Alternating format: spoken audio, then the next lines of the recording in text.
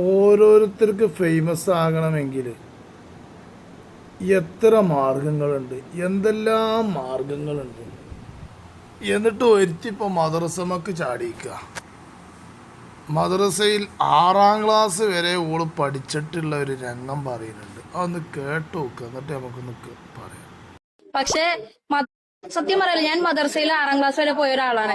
പക്ഷെ മദ്രസയിൽ എന്നെ പഠിപ്പിച്ച കുറെ കാര്യങ്ങളുണ്ട്. അതൊക്കെ ഇപ്പൊ എനിക്ക് ആലോചിക്കുമ്പോ ദേഷ്യമൊക്കെ വരും. അപ്പോ അത് തിരിച്ചറിവുകളാണ്. ഓരോ സിറ്റുവേഷനും ഓരോ സ്റ്റേജിൽ നമ്മള് ലോകം കാണാന്ന് പറയില്ലേ, നമ്മളിങ്ങനെ ഓരോന്ന് കാണുകയോ അറിയുകയോ ഓരോ ആൾക്കാരോട് സംസാരിക്കുമ്പോഴാണ് നമുക്ക് കൂടുതൽ കാര്യങ്ങൾ മനസ്സിലാവുന്നത്.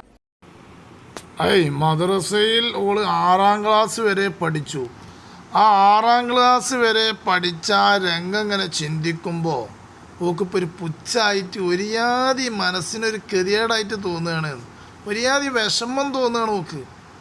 ഒരുയാതി വിഷമം തോന്നുകയാണ്. മദ്രസയിൽ 6ാം ക്ലാസ് വരെ പോയല്ലോ, 6ാം ക്ലാസ് വരെ പഠിച്ച ആ രംഗം എന്തെന്നിട്ട് എനിക്ക് 6ാം ക്ലാസ് വരെ പഠിച്ചിട്ടുണ്ടായത്? പൊന്നാര സുഹൃത്തെ, മദ്രസയിൽ 6ാം ക്ലാസ് വരെ പഠിപ്പിക്കുക. 6ാം ക്ലാസ് എന്നല്ല, മദ്രസ 10ാം ക്ലാസ് വരെ പഠിപ്പിക്കുന്നത് തന്നെ 1ാം ക്ലാസ്സിൽ നിന്ന് അദബുൻ എന്ന് പറഞ്ഞു തുടങ്ങി, അല്ലെങ്കിൽ അബുൻ എന്ന് പറഞ്ഞു തുടങ്ങി.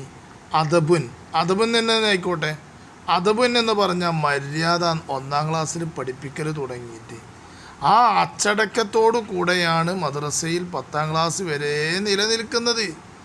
ആ അദബിലാണ് നിലനിൽക്കുന്നത്. ഓൾ 6ാം ക്ലാസ് വരെ പഠിച്ചപ്പോൾ തന്നെ ഓക്ക് എന്ത് ചെയ്തു, ഒരു പുച്ഛായിട്ട് തോന്നി. അതെനിക്ക് തോന്നും, ഫേമസ് ആകണമെങ്കിൽ അങ്ങനെയൊക്കെ തോന്നും. കാരണം 6ാം ക്ലാസ് വരെ പഠിക്കുന്നത് എന്താണ്? പഠിക്കണത്. മതത്തിലെന്താണ്? മതത്തിൽ എങ്ങനെയാണ് നിൻ്റെ ഉമ്മയെ, നിന്നെ പ്രസവിച്ച തള്ളയോട് നീ എങ്ങനെ പെരുമാറണം, നിൻ്റെ ഉപ്പയോട് നീ എങ്ങനെ പെരുമാറണം, ഗുരുനാഥന്മാരോട് എങ്ങനെ പെരുമാറണം, നാട്ടിലുള്ള കാരണവന്മാരെ ഏത് രൂപത്തിൽ കാണണം, നാട്ടിലുള്ള ചെറുപ്പക്കാരോട് എങ്ങനെ പെരുമാറണം, ഇങ്ങനെ ഓരോ മനുഷ്യരോടും എങ്ങനെ പെരുമാറണം. അയൽവാസി ഒരു ഹിന്ദു ആണെങ്കിൽ ആ ഹിന്ദു വിഷമിച്ച് പ്രയാസപ്പെട്ട് പട്ടിണി കിടക്കുകയാണെങ്കിൽ എന്ത് ചെയ്യണം എന്നാണ് മദ്രസ പഠനത്തിൽ പഠിപ്പിക്കുന്നത്.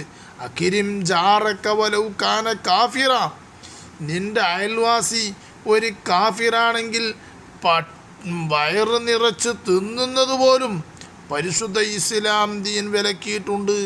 അവന് ഭക്ഷണം കൊടുക്കണം, അവന് തീറ്റ കൊടുക്കണം, അവന് വയറ് നിറച്ച് കൊടുക്കണം എന്നാണ് പരിശുദ്ധ ദീനുൽ ഇസ്ലാം പഠിപ്പിക്കുന്നത്.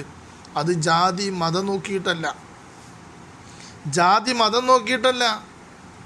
മതം വേറെ, അതുപോലെ സൗഹൃദങ്ങൾ വേറെ, മറ്റു കാര്യങ്ങളൊക്കെ വേറെയാണ്.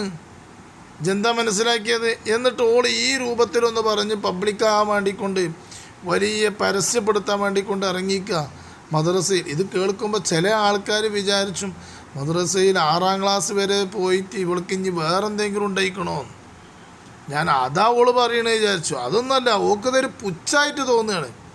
ഓളമ്മാനെ ശരിക്കും നോക്കണമെന്നും വാപ്പാനെ ശരിക്കും നോക്കണം എന്നുള്ളതും, മറ്റുള്ള കാരണവന്മാർക്ക് കൊടുക്കേണ്ടത് കൊടുക്കണം, അവർക്ക് കൊടുക്കേണ്ട സ്ഥാനങ്ങൾ കൊടുക്കണമെന്നും എന്നൊക്കെയാ ദീനി സ്ഥാപനത്തിൽ പഠിപ്പിക്കുന്നത്. അതുപോലെ ഒരു മുസ്ലിമായി ജനിച്ചു വന്നാൽ നീ നിസ്കരിക്കേണ്ട രൂപം, കിബിലയിലേക്ക് മുന്നിടേണ്ട നിൻ്റെ കിബില ഏത് ഭാഗത്ത്, ഏത് രൂപത്തിൽ ഉളു എടുക്കണം, ഏത് രൂപത്തിലാണ് നീ വസ്ത്രം ധരിക്കേണ്ടത്. ഒരു മുസ്ലിമായ പെണ്ണാണെങ്കിൽ ആ പെണ്ണ് ഏത് രൂപത്തിൽ വസ്ത്രം ധരിക്കണം, ഒരു മുസ്ലിമായ പുരുഷനാണെങ്കിൽ അവൻ എങ്ങനെയാണ് വസ്ത്രം ധരിക്കേണ്ടത്, എങ്ങനെയൊക്കെയാണ് ജനങ്ങളായിട്ട് പെരുമാറേണ്ടത്, എങ്ങനെയാണ് അവൻ ഇവിടെ ജീവിക്കേണ്ടത് എന്നാ പഠിപ്പിക്കുന്നത്. എന്നിട്ടൊക്കെ പുച്ഛാത്തരെ